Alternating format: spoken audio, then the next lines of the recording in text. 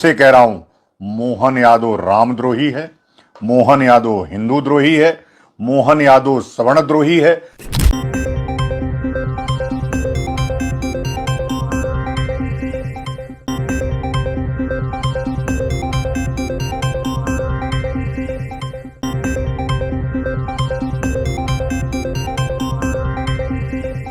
OBC आरक्षण की बात करके मध्य प्रदेश के मुख्यमंत्री मोहन यादव रामद्रोही कैसे हो गए, ये सवाल हम इसलिए पूछ रहे हैं क्योंकि पिछले कुछ दिनों से एक्स पर एक हैशटैग खूब चल रहा है। वो हैशटैग है रामद्रोही मोहन यादव का। लेकिन सवाल ये उठता है कि ये हैशटैग आखिर चलाया क्यों जा रहा है। इसके पीछे की वजह है वो हलफनामा जो ओबीसी आरक्षण को बढ़ाने को लेकर मोहन यादव सरकार ने सुप्रीम कोर्ट में दाखिल किया है। खबर यह है कि मोहन यादव सरकार मध्य प्रदेश में ओबीसी आरक्षण को 14% से बढ़ाकर 27% करना चाहती है।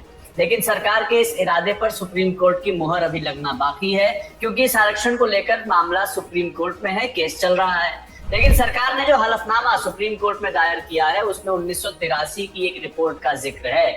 इस रिपोर्ट में हिंदुओं के भगवान राम को लेकर कुछ बातें लिखी गई हैं और सोशल मीडिया पर लोगों का दावा है कि इसी रिपोर्ट के आधार पर मोहन यादव सरकार ओबीसी आरक्षण को बढ़ाने वाली है। सोशल मीडिया यूजर्स का आरोप यह है कि जिस डॉक्यूमेंट यानी जिस रिपोर्ट को आधार बनाकर सुप्रीम कोर्ट तक एमपी सरकार पहुंची है वो डॉक्यूमेंट ही हिंदू विरोधी है।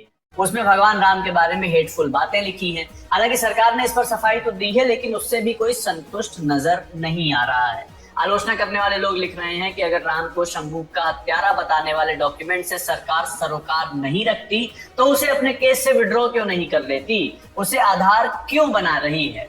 मध्य प्रदेश की आधी से ज्यादा आबादी ओबीसी समुदाय से आती है और मोहन यादव खुद भी ओबीसी समुदाय से हैं। ऐसे में आरक्षण बढ़ोतरी का विरोध करने वाले उनकी जमकर आलोचना कर रहे हैं। विपक्षी पार्टी कांग्रेस का मोहन यादव पर इल्जाम यह है कि कोर्ट में जाकर सरकार बस दिखावा कर रही है। 27% करने का फैसला तो कमलनाथ सरकार का ही था, उसे सीधे लागू क्यों नहीं किया जा रहा। एक संख्या 73% की भी है। ये क्या है, अगर ओबीसी आरक्षण 14 से बढ़कर 27 हो जाता है तो राज्य में टोटल आरक्षण 73% हो जाएगा, जो 50% के कैप से ज्यादा है। इसको लेकर भी सरकार ने सुप्रीम कोर्ट से कहा यह है कि इस कैप को थोड़ा फ्लेक्सिबल रखा जाए। एक तरफ जहां लोग मोहन यादव की आलोचना कर रहे हैं, वहीं एक दूसरा वर्ग भी है जिसने मोहन यादव को बहुजन नायक बता दिया है। ये वर्ग आमतौर पर बीजेपी की नीतियों का विरोध करता है मगर मोहन यादव के समर्थन में है। और अब जो मोहन यादव की आलोचना कर रहे हैं वो भाजपा के कट्टर समर्थक हैं। पीएम मोदी के पक्के समर्थक उन्हीं के समुदाय यानी ओबीसी समुदाय को ज्यादा आरक्षण देने का विरोध क्यों कर रहे हैं। सवाल ये भी है कि जिस महाजन कमीशन की रिपोर्ट को एमपी सरकार के हलफनामे का हिस्सा बताया गया उसमें एकलव्य, द्रोणाचार्य, शंभू और भगवान राम के बारे में ऐसा क्या लिखा है कि मोहन यादव को रामद्रोही कह दिया गया।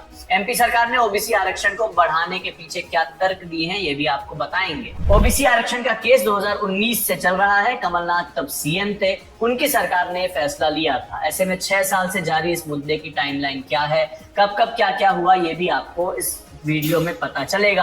कांग्रेस पार्टी के बयानों का भी जिक्र होगा और बात मध्य प्रदेश लोक सेवा आयोग की भी करेंगे, जिसके अभ्यर्थी पिछले 6 साल से जैसे अधर में लटके हुए हैं क्योंकि उन्हें इस बात की क्लैरिटी नहीं मिल रही कि वो 27% आरक्षण पाएंगे या नहीं पाएंगे। इसके साथ आपको बताएंगे कि मोहन यादव के फैसले को बिहार चुनाव से जोड़कर क्यों देखा जा रहा है और मोहन यादव मध्य प्रदेश के सीएम, बहुजन नायक और रामद्रोही के तमगों को डील कैसे कर रहे हैं। सबसे पहले बात करते हैं मध्य प्रदेश सरकार पर लगे एंटी हिंदू टैग की। 23 सितंबर को एमपी सरकार ने 27% ओबीसी आरक्षण के मामले में सुप्रीम कोर्ट में हलफनामा दायर किया। इसके बाद सुप्रीम कोर्ट ने कहा कि इस मुद्दे पर हर दिन सुनवाई होगी 8 अक्टूबर से। केस की पूरी टाइमलाइन बताएंगे, मगर उससे पहले सोशल मीडिया में एमपी सरकार पर जो आरोप लगे हिंदू विरोधी होने के, उसकी बात। ओबीसी को 27% आरक्षण दिए जाने को लेकर सरकार ने सुप्रीम कोर्ट में जो हलफनामा दायर किया था उसी को अब हिंदू विरोधी बताया गया है। सोशल मीडिया पर कई लोगों ने सरकार के इस हलफनामे पर सवाल उठाए हैं। हलफनामे में एमपी सरकार ने 27% ओबीसी कोटे का बचाव किया था। सरकार ने कहा यह था कि राज्य में इनकी आबादी 50% से ज्यादा है, इसलिए 27% कोटा दिया जा सकता है। अपने हलफनामे में एमपी सरकार ने 1983 की महाजन आयोग की रिपोर्ट भी लगाई है। इस रिपोर्ट के कुछ कथित हिस्से सोशल मीडिया पर शेयर किए गए। रामजी महाजन मध्य प्रदेश राज्य पिछड़ा वर्ग कमीशन के चेयरमैन। 17 नवंबर 1980 को यह रिपोर्ट तैयार हुई थी। 1983 में तब की मध्य प्रदेश सरकार को इसको सौंपा गया था। वायरल हिस्सों में कथित तौर पर भगवान राम ने ऋषि शंभुक का जो वध किया था उस पर सवाल उठाए गए हैं। ये भी आरोप लगाया गया है कि एकलव्य को द्रोणाचार्य ने धनुर्विद्या विद्या इसलिए नहीं सिखाई क्योंकि वो भील समुदाय से आते थे, एक भील समुदाय के व्यक्ति के बेटे थे। तर्क ये दिया गया कि वर्ण व्यवस्था ने सदियों से 80% बहुजनों को उनके अधिकारों से वंचित रखा है। कई सोशल मीडिया पोस्ट में यह भी दावा किया गया है कि हलफनामे में हिंदू धर्म ग्रंथों को गलत हवाले से बताया गया है। अब सोशल मीडिया पर यूजर्स इसे सरकार की हिंदू विरोधी सोच बता रहे हैं, बीजेपी सरकार की। बीजेपी का दावा यह है कि सोशल मीडिया पर जिन हिस्सों को वायरल किया जा रहा है वो एमपी सरकार के हलफनामे के हिस्से हैं ही नहीं। एक यूजर ने लिखा कि मध्य प्रदेश की बीजेपी सरकार का सुप्रीम कोर्ट में दिया गया हलफनामा सिर्फ एक दस्तावेज नहीं है बल्कि हमारे लिए एक साफ चेतावनी है। वो पार्टी जो हमेशा हिंदुओं को एकजुट करने का दावा करती थी आज अदालत में खड़े होकर हिंदू धर्म को अन्याय, शोषण और बुराई का प्रतीक बता रही है। बीजेपी ने क्या कहा है जवाब में, अब ये जानते हैं। सोशल मीडिया पर जो दावे किए गए उसको झूठा बताया गया है। एमपी बीजेपी ने एक्स पर एक लंबी पोस्ट की और दावा यह किया कि सोशल मीडिया पर जो दावा हुआ है उसका जिक्र सरकार के हलफनामे में नहीं है। ये भी कहा गया कि महाजन कमीशन तो 35% आरक्षण की बात करता था, हमने 27% की ही बात की है, यानी उस रिपोर्ट के आधार पर हमारा निर्णय बेस्ड उस पर नहीं। बीजेपी ने सफाई दी है 9 पॉइंट्स में। बीजेपी आईटी सेल के मुखिया अमित मालवीय ने भी यही सफाई पोस्ट की थी, मगर बीजेपी एमपी के एक्स पोस्ट पर यूजर्स ने कम्युनिटी नोट्स ऐड कर दिए हैं जिसमें जिक्र है पॉइंट नंबर 3 और पॉइंट नंबर 6 का। यूजर्स का कहना यह है कि सरकार ने फैक्ट चेक के नाम पर खुद ही को कंट्राडिक्ट कर लिया है, क्योंकि सरकार ने पॉइंट नंबर 6 में यह मान लिया कि महाजन कमीशन की रिपोर्ट सुप्रीम कोर्ट में दायर की गई है इस मुद्दे में। अब सरकार पर सवाल ये उठ रहा है कि सरकार पाक साफ है तो महाजन कमीशन की रिपोर्ट को विड्रॉ क्यों नहीं कर लेती। 1992 में सुप्रीम कोर्ट के फैसले के बाद से आरक्षण पर 50% का कैप है, यानी जाति के आधार पर 50% से ज्यादा का आरक्षण नहीं दिया जा सकता। लेकिन अगर सरकार का यह फैसला एमपी में लागू होता है तो मध्य प्रदेश में टोटल आरक्षण 73% हो जाएगा। कैसे?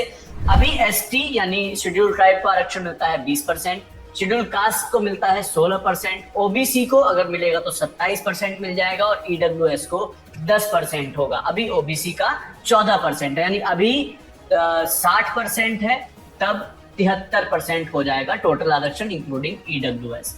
एनडीटीवी की रिपोर्ट के मुताबिक 2020 में हाईकोर्ट ने इसके अमल पर रोक लगाई, कहा कि 50% से सीमा है, उससे ज्यादा नहीं हो सकता। उस सिद्धांत को दोहराया गया।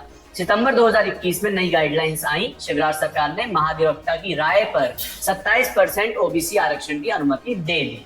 अगले साल शिवम गौतम की याचिका पर हाईकोर्ट ने इस पर रोक लगाई। फिर राज्य में 87:13 का एक फॉर्मूला लागू हुआ जिसमें परीक्षाओं में 87% पदों के परिणाम घोषित हुए, 13% नतीजों को होल्ड पर रखा गया। आसान भाषा में समझे तो 100 में से 87 को नौकरी मिली, बचे 13 लोग अधर में लटके रह गए, क्योंकि जब तक फैसला नहीं आ जाता तब तक ये तय नहीं होगा कि नौकरी ओबीसी कोटा से मिलेगी या नॉर्मल रहेगी। जनवरी 2025 में 87:13 फॉर्मूले पर जो चुनौतियां थी उसको खारिज किया गया। 13 फरवरी 2025 को ओबीसी आरक्षण के मुद्दे को लेकर सरकार सुप्रीम कोर्ट पहुंची और मामले में जल्द सुनवाई की मांग की। 22 मार्च 2025 को मध्य प्रदेश हाई कोर्ट को ओबीसी 27% आरक्षण से जुड़े किसी भी मामले की सुनवाई नहीं करने का आदेश सुप्रीम कोर्ट ने दिया। 22 अप्रैल 2025 को 52 पिटीशन थी, वो सुप्रीम कोर्ट में ट्रांसफर हुई। सुप्रीम कोर्ट ने सभी को एक्सेप्ट किया। अंतिम फैसले तक, जो कि 8 अक्टूबर से जब सुनवाई शुरू होगी उसके बाद आएगा। फिलहाल राज्य में 87:13 की जो व्यवस्था है, इंटरिम व्यवस्था, वो जारी है। हर भर्ती में 87% पदों के परिणाम घोषित होते हैं, 13% रोके जाते हैं, जिसमें आधा ओबीसी और आधा अनारक्षित स्लॉट को माना जाता है।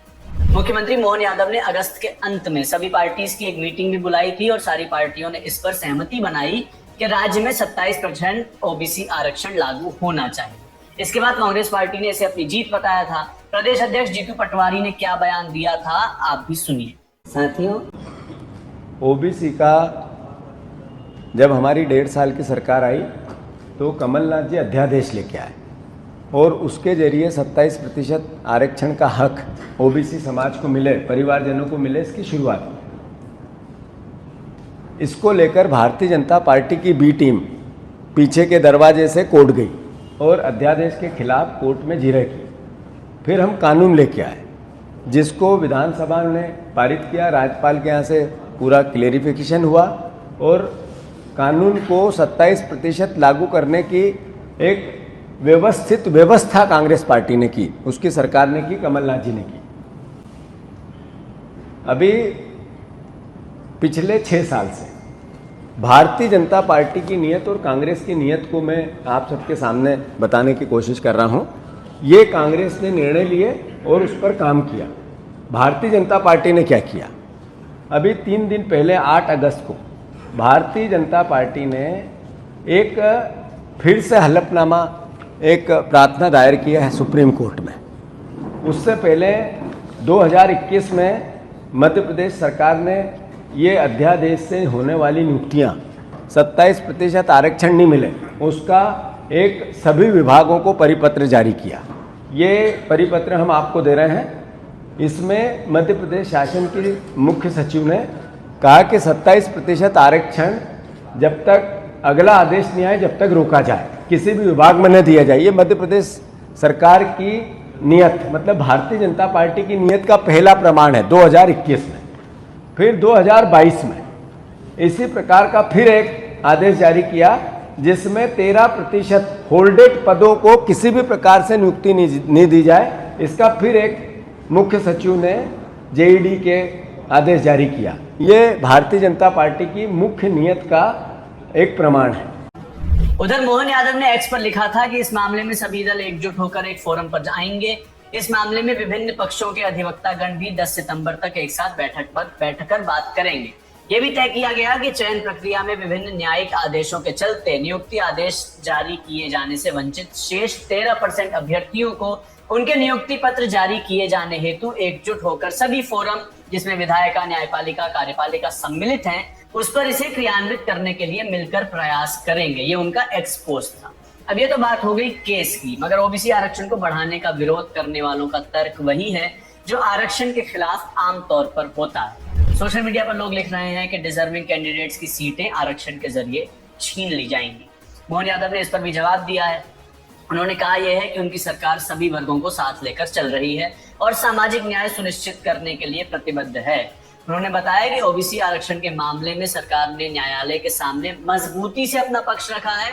इसके लिए सभी वर्गों के साथ मिलकर विचार विमर्श हुआ है और सामूहिक रूप से डॉक्यूमेंट्स पेश किए गए हैं।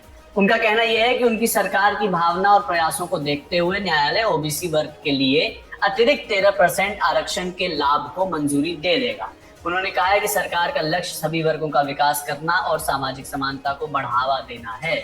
इसके लिए सरकार ने न केवल दस्तावेज जमा किए बल्कि सभी वर्गों के हितों को ध्यान में रखकर नीतियां बनाई। मोहन यादव कहते हैं कि उनकी सरकार किसी भी वर्ग के साथ भेदभाव नहीं कर रही बल्कि सभी को साथ लेकर चलने का प्रयास कर रही है। इस बीच सोशल मीडिया पर लोग भारतीय जनता पार्टी पर आरोप ये लगा रहे हैं कि पार्टी अपने सिद्धांतों से इतर काम कर रही है। रेफरेंस मंगल कमंडल का दिया जा रहा है। विरोधियों द्वारा तर्क दिया जा रहा है कि जो पार्टी जात से ऊपर धर्म को देखती है वो ओबीसी आरक्षण को बढ़ाने का समर्थन क्यों कर रही है। सवाल ये भी है कि क्या ये आगामी बिहार चुनाव के मद्देनजर हो रहा है, क्योंकि खबरों में विदित है कि बीजेपी बिहार चुनाव के लिए लालू यादव के परिवार के सामने डॉक्टर मोहन यादव को चेहरे के रूप में रखेगी, उनसे प्रचार करवाएगी। ऐसे में जब ओबीसी वर्ग का एक नेता बिहार जाएगा और जनता जानेगी कि किसी नेता ने अपने राज्य में ओबीसी आरक्षण 27% किया है, उसको करने जा रहा है, तो क्या बिहार चुनाव में बीजेपी को फायदा होगा? सवाल ये भी है।